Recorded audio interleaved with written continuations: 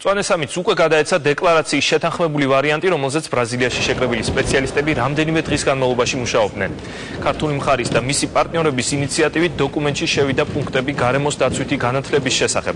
სამიტის პარალელურად საქართველოს დელეგაცია რიო-დე-ჟანეიროში მთელი დღე შეხვედრებს მართავდა. ეკონომიკის, გარემოს დაცვის და საგარეო საქმეთა სამინისტროების ხელმძღვანელებს რიოში ორმხრივი შეხვედრები ჰქონდათ რამდენიმე ქვეყნის წარმომადგენლებთან. Georgia's ambassador.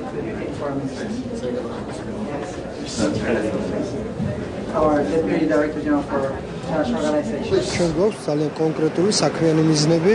ეს არის მეტი ინვესტიცია, მეტი პროექტი, მეტი გრანტი, მუშაობთ კონკრეტულ დონორებთან, კონკრეტულ პარტნიორებთან და ამ ყველაფერს იმისთვის ვაკეთებთ, რომ პირველ რიგში დავიცვათ გარემო და ამის შედეგად მოვიზიდოთ მეტი ტურისტი და გავაჩინოთ მეტი სამუშაო ადგილი. ამ დღეებში ჩვენ შეხვედრები ქონდა ის ქვეყნებთან, როგორიც არის ომანი, პანამა, ბოტსვანა, ცენტრალური აფრიკის რესპუბლიკა, ფილიპინები, ლაოსი.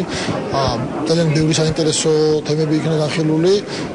ყველა ამ ქვეყანასთან საუბარი იყო თუ როგორ უნდა გავაღწევოთ ორმხრივი ურთიერთობები, კონკრეტული თემები იქნა განხილული, მაგალითად მნიშვნელოვანი იყო პანამასთან დაკავშირებით, პანამამ გვამცნო, რომ მათ გადაწყვეტილება მიიღეს, რომ საქართველოს მოქალაქეებს შეიძლება ვიზოდ იმოგზაურონ პანამაში. მნიშვნელოვანია წელს, რომ კონფერენციაზე საუბარი არის არა მხოლოდ მდგრად განვითარებაზე, არამედ ეკონომიკურ მნიშვნელობაზე და კავშირზე მდგრად განვითარებასთან.